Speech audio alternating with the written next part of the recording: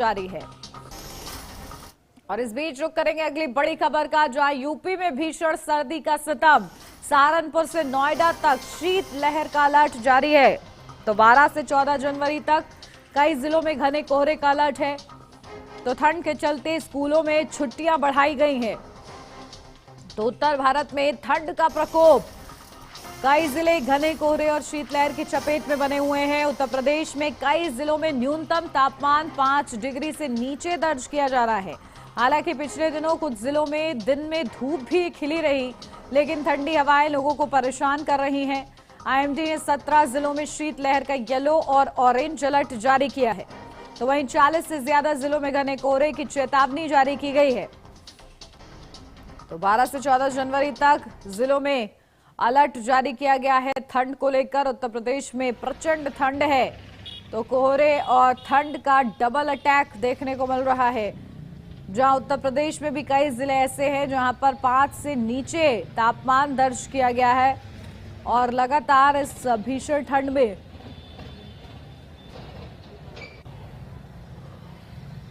लोग परेशान हो रहे हैं। घना कोहरा और ये शीतलहर लोगों के लिए परेशानी बढ़ा रही है।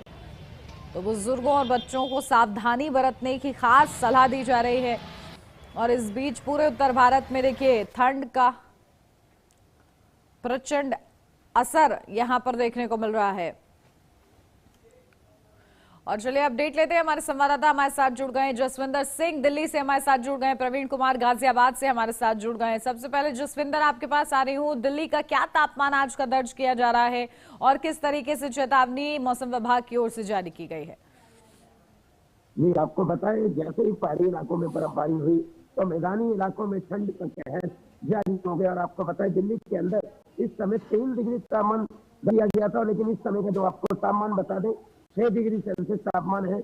और आपको बताएं, दिल्ली के अंदर शीतलहर काफी जबरदस्त चल रही है और लोगों का जो बुजुर्ग और बच्चे हैं उनका घरों से निकलना बिल्कुल ही बंद कर दिया गया है, ताकि क्योंकि बहुत ही जरूरी काम हो तब घरों से बाहर निकला जाए। दिल्ली का सबसे ठंडा दिन कल दर्ज किया गया है। इसके बावजूद आपको बताएं कि लोग जो काम करने वाले लोग हैं उनको बेचारों को सिर्फ निकलना पड़ता है अपने जरिया के लिए। और आपको बताया कि दिल्ली के अंदर इतनी ठंड इस समय है कि शीतलहर चल रही है। हाथ में कब कभी ठंडी जो है कि आपको बता दें कि हमारे हाथ भी अभी गलब से बाहर है, तो इस समय हमारे हाथों में भी ठंड लग रही है। दिल्ली के अंदर बहुत ज्यादा सर्दी इस समय चल, और अगले आने वाले 2 से 3 दिनों के अंदर अंदर कोई राहत मिलने की नहीं है। और दिल्ली इसी ही ठंडी से जूझती रहेगी। लोगों को ठंड से राहत मिलने का अभी कोई चांस नहीं है। स्कूलों की 15 जनवरी तक कर दी गई है। आगे शायद अगर ठंड और बढ़ती है तो शायद छुट्टी बढ़ा जाएगी। अब देखने वाली बात यह है कि ठंड से दिल्ली वालों को कब राहत मिलेगी। जी बिल्कुल। और देखिए 14 जनवरी तक के लिए तो अलर्ट जारी किया गया है। प्रवीण, आपका रुख कर रही हूँ, देखिए उत्तर प्रदेश में भी कई जिले ऐसे हैं जहां पर तापमान जो है 5 डिग्री से भी कम दर्ज किया जा रहा है। गाजियाबाद का क्या हाल? जी उन्नति, आपको बता दें, गाजियाबाद के सुबह के तापमान में लगातार गिरावट दर्ज की जा रही है। आज के तापमान की अगर बात करें तो 6 डिग्री तापमान जो सुबह का दर्ज किया गया है, जो कल के मुकाबले आज सुबह के समय ज्यादा सर्दी देखने को मिल रही है। इसका असर सड़कों पे और लोगों पर भी देखने को मिल रहा है। जैसा कि गाजियाबाद जिलाधिकारी ने 15 जनवरी तक 10वीं से लेकर कक्षा 6 तक के सभी स्कूलों में अवकाश घोषित कर दिया। वहीं 6 से लेकर 12वीं तक के सभी स्कूलों में उनका समय में भी बदलाव किया, 10 से 3 बजे तक का समय बदलाव किया। लोगों के बच्चों के स्वास्थ्य को देखते हुए जिलाधिकारी की तरफ से ये छुट्टी का आदेश दिया गया। लगातार आईएमडी ने भी साफ कर दिया कि 14 जनवरी तक लगातार इसी तरीके से मौसम में गिरावट देखने को मिलेगी और तापमान न्यूनतम स्तर पर जा सकता है। उत्तर प्रदेश के कई पश्चिमी जिले ऐसे हैं जो कि इस समय सबसे ज्यादा शीतलहर की चपेट में, चाहे वो मुजफ्फरनगर, शामली, मेरठ, गाजियाबाद, नोएडा, हापुड़, इससे लगे जितने भी पट्टी से लगे जितने भी जिले हैं वो इस समय शीतलहर की चपेट में। लगातार तापमान में गिरावट को देखते हुए जिलाधिकारी का ये निर्देश है कि स्कूलों में बच्चों को लेकर छुट्टी दी गई है और स्कूलों के टाइमिंग में बदलाव किया गया है। जी बिल्कुल, देखिए प्रशासन इस स्तर पर भी ख्याल रख रहा है कि बच्चों और बुजुर्गों को खासतौर से इस ठंड में परेशानी होती है, तो इस लिहाज से स्कूलों को बंद रखा गया है और बुजुर्गों को अपील की जा रही है कि वो अनावश्यक रूप से बाहर ना निकले। ठीक है जसविंदर, आपके पास आ रही हूँ, क्योंकि दिल्ली में देखिए कोहरा भी, घना कोहरा देखने को मिल रहा है। आवागमन इसकी वजह से किस तरीके से प्रभावित हो रहा है? जी, आपको बताएं कि खुले इलाके में जैसे हाईवे में इलाका है, इसके अंदर इस समय धुंध काफी चल रही है और लोगों को काफी दिक्कत हो रही है। जो अगर रात को घरों से अपने बाहर निकलते हैं, सुबह दिल्ली के अंदर प्रवेश करते हैं, तो उनको सुबह सुबह धुंध का सामना करना पड़ता है और गाड़ी की जो स्पीड है बिल्कुल 10 से 20 की स्पीड रह जाती है। और जो आगे वाली गाड़ी है उसके जो इंडिकेटर है, जो इमरजेंसी लाइट से वो अगर चालू रहती है तो गाड़ी उसके जो पीछे वाली गाड़ी है उसको देखते ही आगे बढ़ पाती है, क्योंकि जो साइड के किनारे हैं, पटरी हैं, उनके अंदर रिफ्लेक्टर लगा दिए गए हैं। हाईवे जो NHAI की तरफ से काफी लाइटिंग का इंतजाम किया जा रहा है ताकि कोई अनहोनी घटना ना हो, क्योंकि धुंध के अंदर गाड़ी चलाना काफी मुश्किल हो जाता है, क्योंकि देखना पड़ता है कि आगे वाली गाड़ी कहाँ चल रही है, क्योंकि उसके बिना अगर जैसे कोई गाड़ी आगे चल रही है तो उसके बिना पीछे वाली गाड़ी नहीं चल पाती है।